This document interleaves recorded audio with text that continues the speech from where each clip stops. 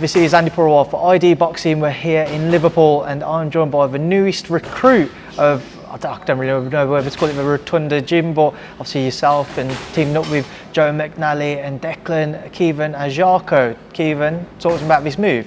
Yeah, obviously after my last fight, or I think it was a couple of weeks back there, I put out a statement that I'd left the iBox gym and obviously was in search of a new coach. I just felt like I'd come to a stage in my career where I needed a change. I wasn't happy in London anymore, and certain aspects of training in iBox. Thankfully, we left things on good terms, and they supported my decision, and I'll still support the gym. But yeah, my manager Paul Reddy suggested that I try Joe out, and Joe was one of the coaches that I'd thought of myself, and him and Declan, and yeah, I got in contact with Joe and he welcomed me down to the gym, and yeah, I've been here since Friday. Started working Monday, and yeah, I made my decision straight away. I know you put out your statement soon after your last fight, Caoimhin, but for yourself, was it difficult to kind of leave behind that settings? Because I know you've had some good friends there, you get on well with that gym. Yeah, it was very, very hard. Like I say, thankfully we left things on good terms and stuff like that, but it was hard for me. Especially the build up to my last fight, I kind of knew that I needed a change, but to go and sit down and have a chat with Al, Eddie and Paul, it was very tough for me, because not only did I see them as coaches, I seen them as friends and people that I kind of looked up to, and people I'd go to for advice. So it was very tough for me, but like I said, we left things on good terms, and I'll support them, they'll support me, and we're still friends at the end of the day. You came up here, as you say, you teamed up with the new gym, new guys. Talk about Joe and Declan. What in particular for you stood out working alongside them? I think the fact that there is no egos. It's not about just working with Joe and Declan this week. It's not about them. It's about improving the fighter. Period. You know what I mean? Joe's not someone who's massive on social media or look at me. And one of the things that he told me straight away was, I'm not here to make you look good. I'm here to improve you as a fighter. And you can do all this fancy stuff in the pads or whatever, and you can look good, but you're not going to improve. And I think that was the main thing. And just them as people. When I first sat down and had a chat with Joe on the phone, I could tell straight away that he was a genuine guy. And do you know what I mean? You've got Beefy and JJ in the gym, two light middleweights that I'm going to learn massively off. The two fighters that are well advanced in their career compared to me, and especially Beefy's been there, done it, and he's on the fringe of world title level again. And there's a lot of things that made me make my decision on joining the gym. How have you found kind of moving up to Liverpool? I know it's only been a few days yet, but how have you found that?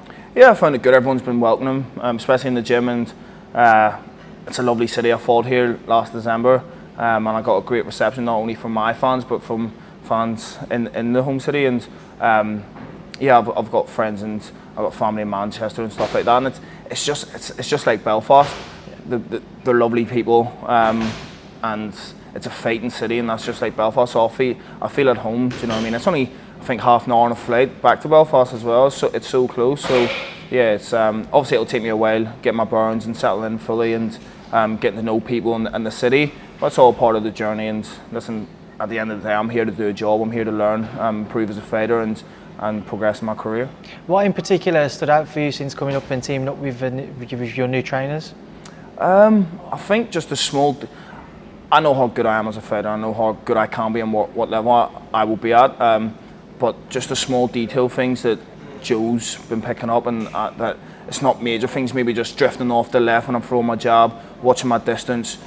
When I'm defending, I'm coming too far away after my attacks and having to cover up a lot of ground to then go through the second phases. And maybe you can see that in my last couple of performances, that I'd have someone hurt and then I'd be too far away to attack again, letting them off the hook. So it's just the small details that Joe's adding to my game, and he's correcting me every single day. And Joe's got a wonderful boxing IQ, and it's not just about my style. He's going to add to my style. He's got 2, 3, 4 different strategies to win a fight. You know what I mean? And yeah, I've already learnt a lot being here in the 4 or 5 days that I've been here. So imagine 12-week camp.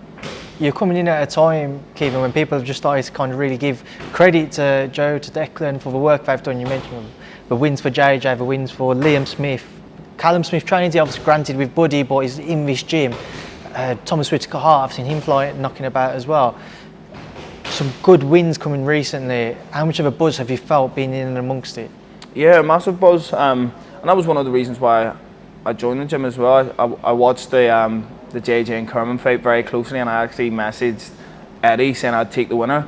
Obviously I didn't know I was going to be joining the gym, but I'd seen how much JJ had improved in a short period of time with Joe, and I like that.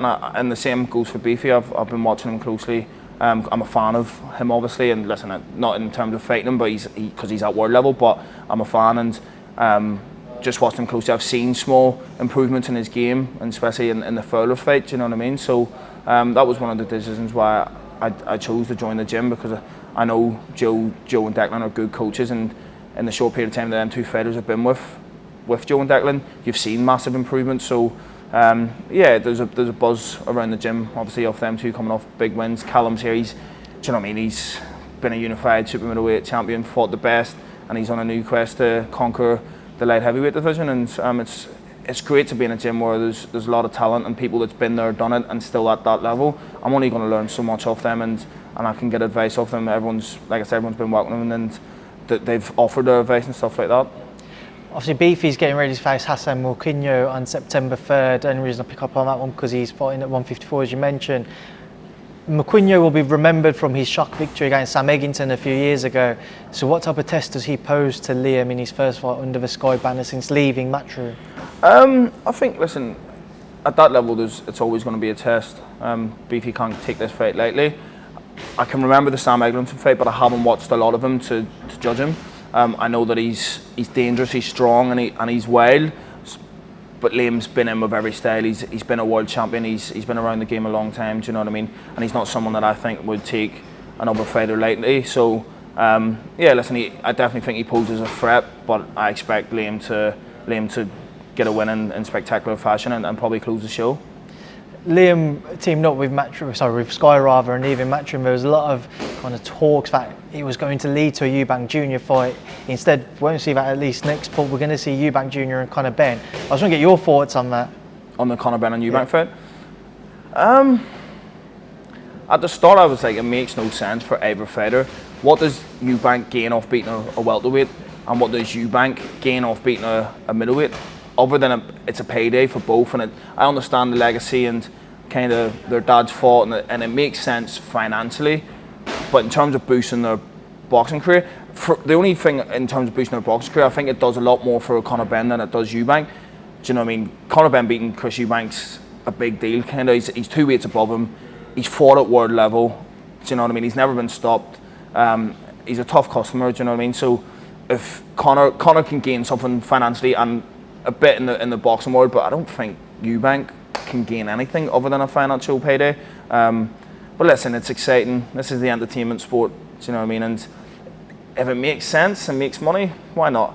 I think I'll be rooting for Conor Benn in that fight. I'm a fan of Conor's, and I'd like to see him win. How much of a weight do you think will play a part? So it's at 157, but I saw Tony Sims doing an interview yesterday saying that Chris Eubank Jr cannot weigh above 158 and a half, otherwise the fight will be cancelled, and for every pound Eubank Jr is over, there's a £100,000 fine. Just get your thoughts knowing that as well. Well, that just shows how much money they're making. But I'm not too sure it'll make a massive difference, you know. I don't think 157. Eubank probably comes in at 159 and a half anyway. Do you know what I mean? He's always in shape. Taking another 2.5 pounds off, it's not going to make a massive difference because he's going to rehydrate anyway. Do you know what I mean? He's going to rehydrate. Unless if there was a rehydration clause in that where he can't put on 15, 20 pounds, I would understand it. But he's going to be massive coming in there anyway. But I think Conor Benn trains with middleweights. He's sparring Felix Cash, who's massive at the weight. He spars John Ryder, all them fighters in the gym, so he's used to fighting or being in the ring with big lads. I don't think it'll make a big difference, but yeah, I mean it's one of them ones where if Eubank does come in heavy, he'll pay the price, obviously, but I don't think he will. Usyk-Joshua 2 next weekend. Your take? Oh, it's a tough one. I'm a fan of AJ. I'm a fan, and I'd love to see him do it. If AJ has gone back to the AJ that he was when he fought the Klitschko's, the Charles Martin, the Dillian White, and can be a proper dog in that fight. He beats Usyk. He's the bigger man. He's the stronger man. But he needs to go back to that AJ. If it's the AJ of recent, it's a repeat, and Usyk probably stops him. You can bring whoever you want in and coach you, but if you're not adjusting to a certain style, if you can't bring that dog back out in you, then it's going to be a long night work for you. And listen, Usyk's an unbelievable fighter. He's a technician, and I've seen he's put on a lot of weight as well, so he's going to bring a lot more to his game. It might play into AJ's hands. It might slow Usyk down a bit, but I think AJ has to go in with the mindset that I have to stop him within 7-8 rounds, or I'm going to lose. Because if he doesn't, and it goes down the stretch, we've seen what happens to AJ when it goes into them later rounds. He does fade. So I think AJ has to go to the body early. He has to slow the smaller man down and really sticking on him from the start. But if he doesn't do that, I think Usyk wins. Caoimhin, we spoke about obviously you teaming up with a new gym now, but when are you actually looking to get back out? My team are working on a date at the moment. I plan to be out in October time, start of November. So we're just trying to finalise a date. I've been active this year. So I mean, since I've been with Matchroom, I think I had 3 fights in 8 months. So they've kept me very active. We'll be out one more time before the end of the year. Hopefully it's in October, start of November, and then we'll be planning on a big 2023 and hopefully some big shows back in Belfast. That's the plan. I want to start headlining shows back in Belfast and pick up a European title next year and then move on to world level. So from the sounds of it, obviously going back into Belfast next year is the plan, looking towards European titles, but for now, for this upcoming fight, whenever it gets announced, what level of opposition are you rather looking at? I think since I've been with Matchroom, every fight's been a step up. I had someone 14-0, 19-1, and then Masix, who was 28-4. Do you know what I mean? Every fight's been a step up, so I expect another step up. What we do know is it is very hard to match me. A lot of people don't want to kind of risk their own or jump in the deep end unless they're getting silly money. Do you know what I mean? We offered Hassan Adam 2 fights ago and he turned it down. He was a former 5-time world champion. But yeah, listen, this is my first camp with Joe. Whatever Joe and Paul Reddy and STN say, I'll fight. My job is just to train and fight. I don't focus on that part of the game in terms of who I fight. I have trust in my team, and whoever they put in front of me is what it is. You fought at 154 last time out, and as we've mentioned, kind of a lot of middles in and around the division, some of them here in your gym. What do you make of it be outside of this gym domestically? Is there anyone you have your eye on? No. There's nobody in general that I have my eye on, and everyone keeps on telling me, you got to start calling people out, you got to do this, that. I don't focus on the division. I rarely ever look at the division. Whoever's put in front of me is put in front of me, and that's who I've got to focus on. I'm top, I think, 11, 12 in the world, the WBA. You've got Beefy and JJ also inside the top 10. I'm not a domestic fighter. I'm going to keep on saying it. If you speak Irish fighters, Spike O'Sullivan, I've said it many times, Spike O'Sullivan, Jason Quigley, Luke Keeler, if them boys want to come down to 154, I'm open to that. They're great fights for me, and they make sense. If you're speaking in the UK, unless it's for a European title, it makes no sense to me. Josh Kelly, Troy Williamson, Sam Eglinton, whoever else is in that division, it doesn't make sense unless it's for something. I'm a prize fighter. Financially, it's got to make sense, and the titles have to be online, and it has to make sense for me in terms of improving my career. And I think everyone forgets I'm 25 and I'm 12-0. If you look at my fight or my record, I've fought, I think, 3 journeymen in my 12 fights. You know what I mean? So I'm not letting anyone kind of speed up my process. I'll take my time, and whenever I'm ready to fight them, I'll fight them. Do you know what I mean? It'll be on my. Obviously, there'll be a certain stage that I'll have to go into a 50-50 fight, but like I say, when Joe and Declan and my team STN tell me this is an opponent put in front of you, then I'll fight them. Right, Caoimhin, we'll leave that there and I'll leave you to shoot off and get more settled into your new digs and your new surroundings. I appreciate your time, though. Thanks for speaking to me in ID Boxing. Thank you, Andy.